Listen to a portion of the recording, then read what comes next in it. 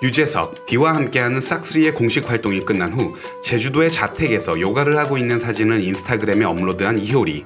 그리고 스마트폰을 쓰는 사람이라면 누구나 그 이름을 적어도 한 번쯤은 들어 알고 있을 세계 시총 1위 기업 애플의 창업자인 스티브 잡스. 효리와 스티브 잡스, 이 둘 사이에는 알려지지 않은 어떤 관계가 존재한다고 하는데 전혀 상관없어 보이는 둘 사이에 어떤 교집합이 존재한다는 것인지 이제부터 그 사실에 대해 알아보자.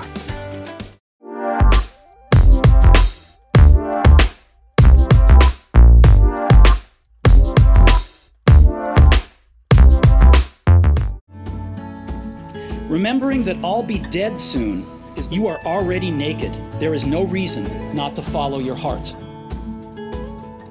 많은 대학 졸업 축사들 중에서 레전드로 회자되는 스티브 잡스의 스탠포드 대학 졸업 축사. 그로부터 약 6년 뒤인 2011년 10월 5일 21세기를 움직인 혁신의 아이콘 스티브 잡스는 우리 곁을 떠났다. 잡스가 살아있는 동안 그의 삶은 많은 전기 작가들에게 너무나도 탐나는 소재였는데 실제로 많은 작가들이 잡스의 허락 없이 그의 인생을 다룬 전기 서적들을 출간하기도 했고 그런 류의 전기가 나올 때마다 잡스는 불쾌해하며 그 출판사의 다른 책들까지도 앱스토어에서 모두 내리라고 지시한 적도 있었다. 뛰어난 직관력과 통찰력, 깊은 철학적 사고, 그리고 화려한 화술을 지녔던 잡스였지만 잡스 본인은 언제나 스스로의 존재가 애플 브랜드 그 자체보다 부각되는 것을 경계했고 스스로도 사생활이 노출되는 것에 대해 굉장히 불편해했다. 그렇게 한 명의 개인으로서는 노출을 피하며 세상의 시선으로 볼 때는 신비주의자로 살아오던 그는 암을 선고받고 어느 날 자신의 전기를 써달라고 직접 작가에게 전화를 걸어 요청하게 된다. 요청을 받은 작가는 CNN의 전 CEO이자 타임즈의 편집장이었던 월터 아이작슨이었는데 그는 벤저민 프랭클린과 알버트 아인슈타인의 전기를 써서 베스트셀러의 반열에 올려놓은 작가이기도 했다. 잡스는 월터 아이작슨에게 본인 인생의 주변인들을 모두 만나 인터뷰를 해도 좋다고 이야기했는데 본인이 예상치 못한 부정적인 내용이 될 수 있음에도 불구하고 잡스는 전기가 완성되기 전에 작성 중인 초고를 읽어본다거나 내용에 참견을 하는 등의 행위를 일절하지 않겠다고 사전에 약속을 했고 그 약속은 책이 출간될 때까지 철저하게 지켜졌다. 월터 아이작슨은 2009년부터 잡스가 이 세상을 떠날 때까지 2년간 잡스와 함께 어린 시절 집을 방문하거나 함께 산책을 하며 그를 40여 차례 인터뷰를 했고 그의 친구, 가족, 동료뿐만 아니라 그에게 반감을 가진 인물이나 경쟁자까지 포함하여 100명 가까이 되는 인물들을 인터뷰했다. 스티브 잡스에 관한 모든 책 중 유일하게 잡스 본인이 자신에 대해 직접 진술하고 공식적으로 인정한 이 전기에는 모든 인간은 매 순간 모든 것을 창조해 나가는 존재이므로 도구를 통해 그러한 창조 활동을 최대한 돕겠다는 일념 하나로 우리가 살아가는 세상을 모두가 더 연결된 우주로 바꾼 혁신가이자 창조적 혁명가인 스티브 잡스의 철학이 그간 알지 못했던 그의 개인적인 이야기들과 함께 진솔하게 담겨 있다. 책에는 잡스가 우리 곁을 떠난 2011년 초에 그러니까 아이패드2를 출시한 직후에 암투병으로부터 간만에 기력을 되찾아 평소 즐겨 찾는 하와이의 코나빌리지로 홀로 휴가를 떠나려 준비 중이던 잡스의 이야기도 담겨 있다. 월터 아이작슨은 간만에 기운이 나서인지 기분이 좋아 보이는 잡스에게 하와이로 떠나는 여정을 위해 아이패드2에 무엇을 넣었는지 보여달라고 했다. 잡스의 아이패드에는 그가 이번 휴가 때 보려고 넣은 3편의 영화가 들어있었는데 들어있는 영화들 말고 월터 아이작슨의 눈길을 끌었던 것은 잡스의 아이패드에 다운로드되어 있는 단 한 권의 전자책이었다. 그 책은 잡스가 10대 시절에 처음 접해 읽고 이후 인도 여행을 갔을 때 심하게 알아 꼼짝 못하던 어느 숙소에서 다시 접해 읽은 후로는 매년 1년에 한 번씩 반복해서 읽고 있다고 하는 명상과 영성에 대한 지침서, 어느 요가 수행자의 자서전이라는 책이었다. 잡스가 세상을 뜬 지 2주가 안 되어 잡스의 죽음을 기리기 위한 추도식이 스탠퍼드 대학에서 열렸다. 추도식에는 빌 클린턴, 엘 고어, 빌 게이츠, 삼성전자의 이재용 부회장 등의 유명 인사들과 잡스와 가깝던 사람들이 참석했는데 추도식이 막을 내리기 전에 잡스의 유언에 따라 추도식에 참석한 모든 사람들에게 작은 선물 상자 하나가 전달된다. 인터넷 기업 세일즈포스의 대표인 데니 오프도 이날 추도식에 초청받아 참석한 이들 중 한 명이었는데 미국의 경제 잡지 비즈니스 인사이더에 실렸던 그와의 인터뷰를 통해 당시 선물 상자를 받고 그 안에 든 것이 무엇인지 열게 되기까지 그의 상황과 그가 느낀 감상을 살펴보자. 데니 오프는 차에 타고 나서야 상자를 열어봤다.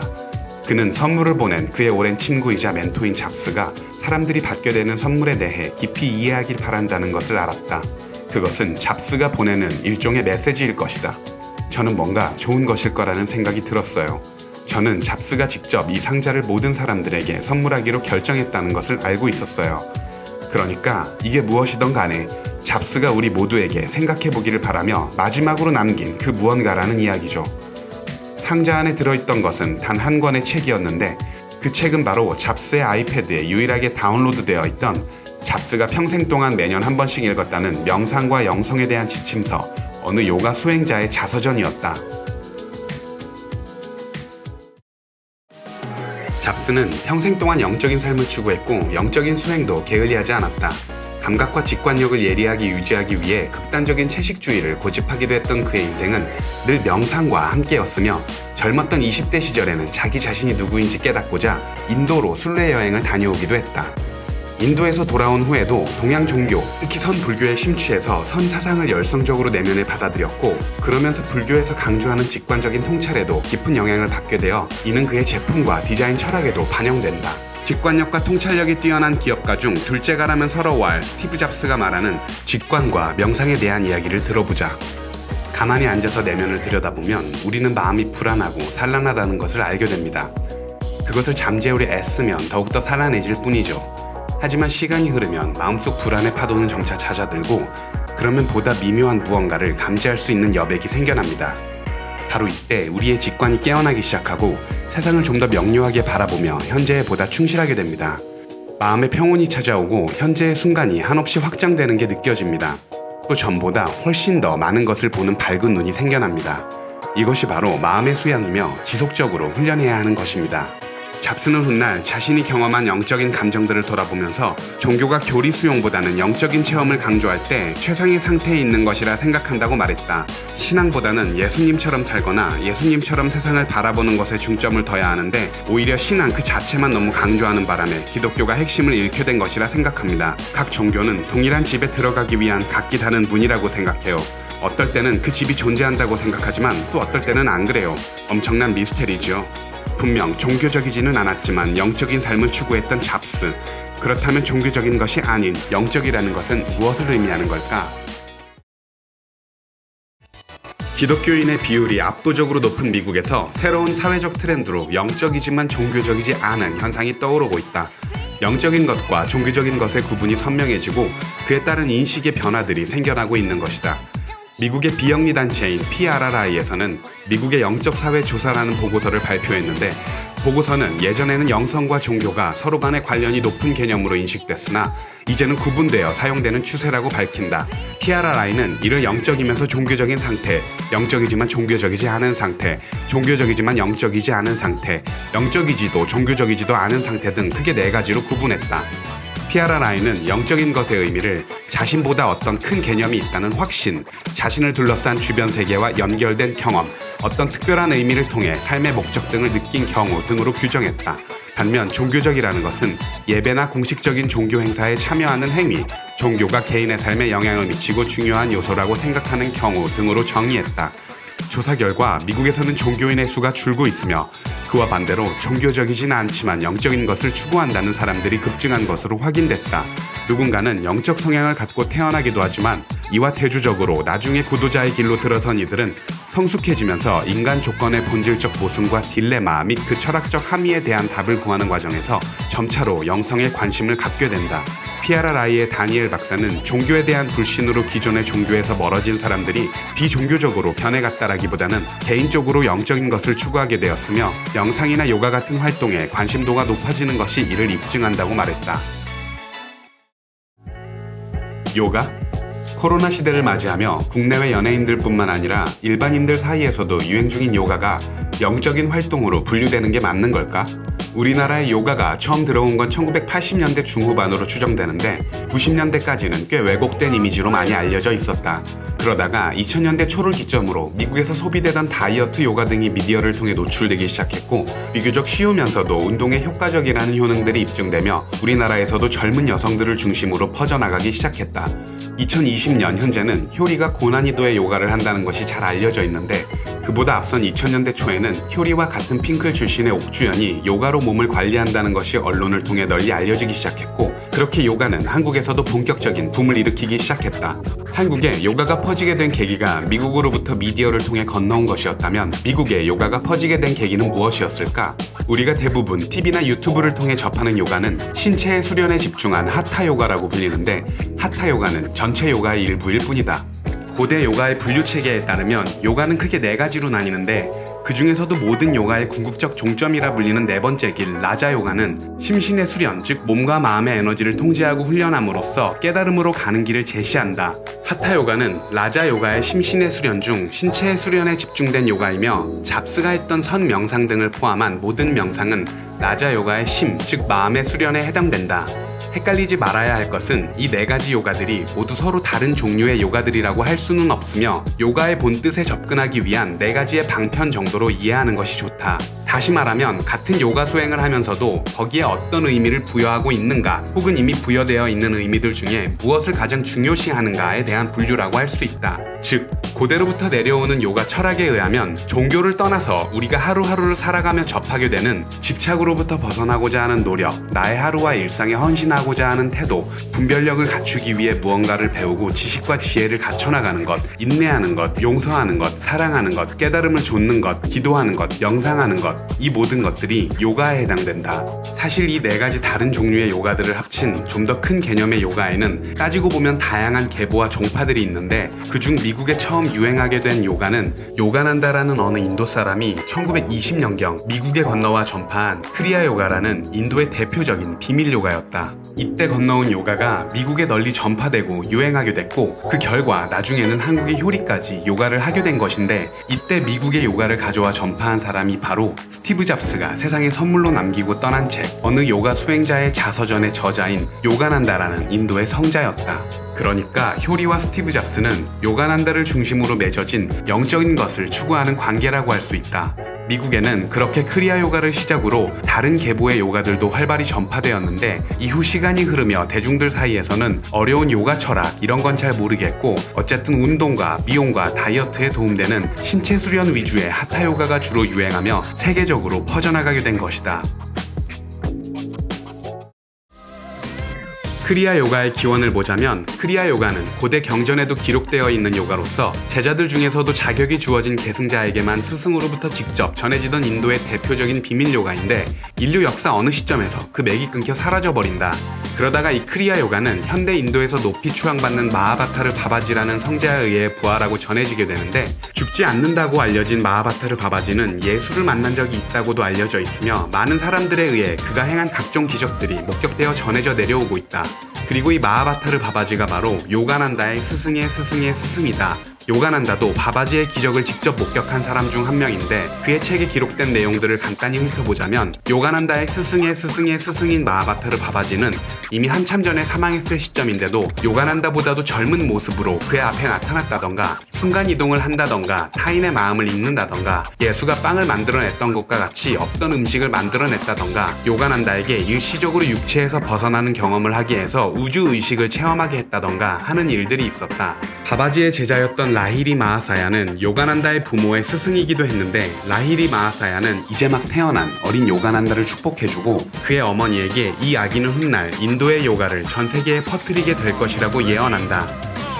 바바지로부터 부활한 크리아 요가는 그의 제자인 라히리 마하사야에게 전해졌고 이 비밀 요가는 다시 라히리 마하사야로부터 스리 유크테스와르를 포함한 그의 제자들에게 전해졌다. 그리고 훗날 요가난다는 스리 유크테스와르의 제자가 되어 그로부터 직접 크리아 요가를 전수받게 된다.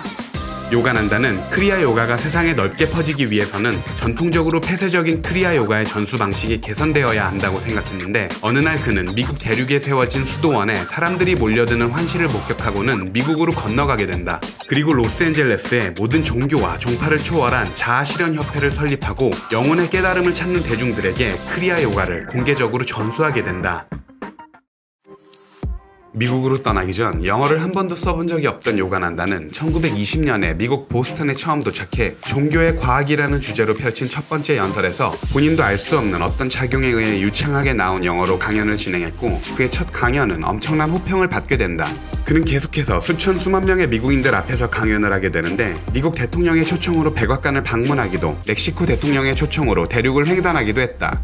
그와 교류하거나 제자가 되어 요가와 명상 수행법을 전수받은 사람들 중에는 사랑의 연파가 식물 생장을 촉진한다는 사실을 과학적으로 입증한 미국의 원예학자 루터 버뱅크, 필름 산업계의 왕국이라 불렸던 코닥사의 창업자 조지 이스트먼, 미국의 시인 에드윈 마크엠 등을 포함해 각 분야에 뛰어난 인물들이 많았고, 주요 언론사들은 그런 요가난다의 활동을 미국 전역에 계속해서 흥미롭게 전했다. 그가 1946년에 자서전의 형태로 기록한 책 어느 요가 수행자의 자서전은 20세기 중반에 세계 대중문화를 이끌었던 비틀즈와 엘비스 프레슬리에게 많은 영향을 주기도 했는데, 이 책과 관련된 전체 내용에 대해서는 영혼들의 쉼터 다른 편에서 별도로 다룰 예정이므로 이쯤에서 줄이고 이번 회에서 다룰 내용을 살펴보자.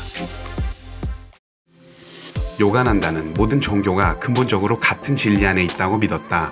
힌두교와 불교, 기독교와 이슬람교 등의 종교적인 구별은 무의미했으며 단순히 우리 스스로 신을 자각하는 일이 중요했는데, 그것은 즉 나 자신이 곧 우주임을 인식하고 경험하는 일이었다.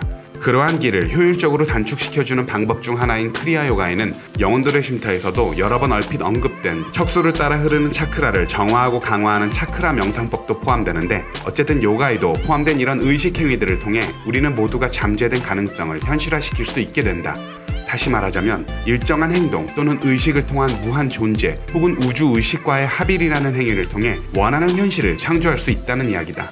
언제 최초 제작됐는지 알 수 없는 까마득한 고대로부터 전해 내려오는 경전들에는 그러한 것들이 추상적인 개념이 아닌 과학적인 개념으로 다루어지는데, 고대의 요가 과학에 의하면 우주의 만물을 구성하는 원자는 무한 존재이자 거대한 우주의식의 정신과 마음을 이루는 진료이자 동시에 엄청난 잠재력을 지닌 에너지로서 바로 여기에 기적의 법칙이라는 비밀이 숨겨져 있다고 한다. 그것을 뭐라고 부르건 우리 자신을 구성하는 핵심 요소가 의식적 행위를 통해 우주의식과 주파수가 맞아질 때 우리는 우주의 환영을 구성하는 마야의 장막을 걷고 장막 뒤에 존재하는 비물질적인 의식 차원으로 진입하게 되는데, 이때 비물질적 차원에 머물게 되는 우리의 의식은 화동성과 입자성을 동시에 지닌 원자의 비물질적 특성과 영향을 주고받는 방식을 통해 잠재된 가능성을 현실화할 수 있다고 한다. 요가난다는 그렇게 원하는 현실이 창조되는 기적의 법칙을 언급하며 여기에 필요한 것은 그것을 가지겠다는 소망과 의지력 그리고 구상화 능력이라고 한다. 이 기적의 법칙에 대한 이야기는 마치 현대과학이 답을 찾아가는 양자역학의 첫 번째, 두 번째, 세 번째 해석을 모두 담고 있는 이야기로 들리기도 하며, 동시에 영혼들의 쉼터 1회에서 다룬 원하는 현실을 이루어주는 신비로운 마법인 트랜서핑과도 그 맥락을 같이 하는 이야기다. 어쨌든 다시 핵심으로 돌아와 보자면, 요가난다의 자서전을 평생 반복해 읽으며 명상에 심취했던 잡스는 결국 원하던 현실을 창조하는 데 성공했을까? 사실 잡스가 영적인 삶을 추구한 결과 결국 깨달은 존재가 되었냐고 하면 그렇게 보기는 어려웠다. 원한다면 누구에게든 매력을 발산할 수 있던 잡스였지만 그의 직설적인 화법과 가끔은 정말 왜 저럴까 싶을 정도로 괴팍한 성질을 부리기도 했던 잡스에게 상처받은 사람들은 한두 명이 아니었으며, 사업과 관련된 일임에도 스스로 감정 조절을 하지 못해 분노에 어쩔 줄 몰라 하거나 어떨 때는 분에 못 이겨 사람들 앞에서 아이처럼 울기도 했던 잡스는 분명 영적인 것을 추구하며 살았지만 해탈했다거나 깨달았다고 보기에는 어려운 점이 있었다. FBI의 오랜 연구에 따르면 사람의 성미란 매우 복잡하고 다변적인 것이어서 누군가의 성격이 거칠고 급하다는 이유만으로 좋다 나쁘다를 구분할 수는 없다고 한다. It's our intention. Our intention is everything. Nothing happens on this planet without it. 결국 인간의 겉으로 드러나는 말과 표현보다도 핵심적이고 중요한 것은 그 사람의 의도일 것이다. 잡스의 주변인들은 잡스가 성질을 내는 의도는 상대방이 더 잘할 수 있는데도 그렇게 하지 않았기 때문이었으며, 결과적으로 늘 그것을 끌어내는 데 성공했다고 한다. 그의 사나운 기질 때문에 그와 함께 일하는 것은 고무적인 동시에 불안한 일이 될 수도 있었지만, 그는 또한 그러한 기질로 인해 세계에서 가장 창의적인 회사를 구축할 수 있었던 것이다. 잡스는 책의 말미에 삽입될 무엇이 자신의 유산이 되길 바라는지에 대한 질문에 여러 번 생각한 후에 직접 다음과 같이 썼다.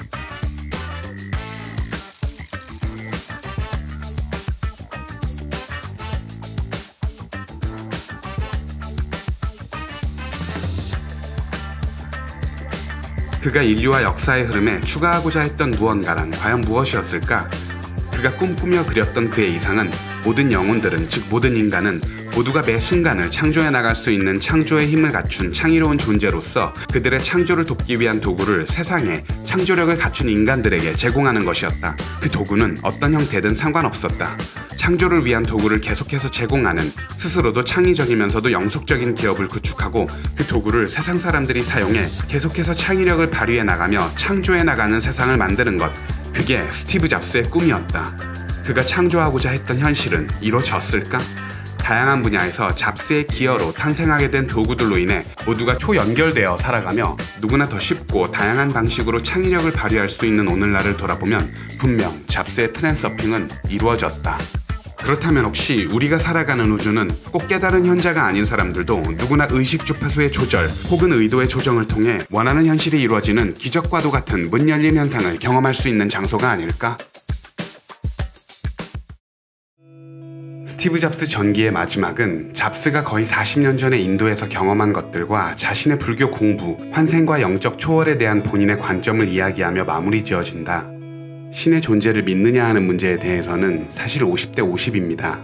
어쨌든 나는 내 인생 대부분에 걸쳐 눈에 보이는 것 이상의 무엇이 우리 존재에 영향을 미친다고 느껴왔습니다. 죽은 후에도 나의 무언가는 살아남는다고 생각하고 싶군요. 그렇게 많은 경험을 쌓았는데, 어쩌면 약간의 지혜까지 쌓았는데 그 모든 게 그냥 없어진다고 생각하면 기분이 묘해집니다. 그래서 뭔가는 살아남는다고, 어쩌면 나의 의식은 영속하는 거라고 믿고 싶은 겁니다. 하지만 한편으로는 그냥 전원 스위치 같은 것일지도 모릅니다. 딸깍 누르면 그냥 꺼져버리는 거죠. 아마 그래서 내가 애플 기기에 스위치를 넣는 걸 그렇게 싫어했나 봅니다.